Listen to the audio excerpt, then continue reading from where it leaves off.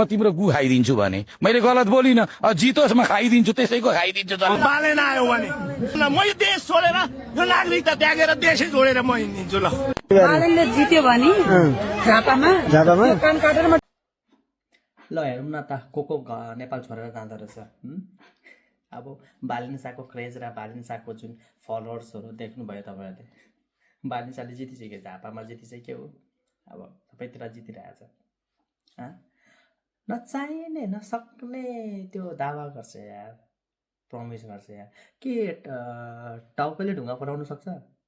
के सिसाले ढुङ्गा पठाउनु सक्छ? सक्दैन नि त। किन बेकारको नचाहिने चाहिँ? अब कान काट्ने दिदी, गु खाने त्यो अङ्कल, नेपाल छोडेर जाने, धरती छोड्ने सबै दावा गरेर छ। अब हेरौँ न त के हुन्छ। यो पालि बालेन शाहले जित्यो भने म यो देश छोड्न तयार छु। यतै जानुस्। बालेनले जित्यो भने म यो नेपाल छोड्न तयार छु। म यो नेपालमा बसेर म पानी पनि खान्न।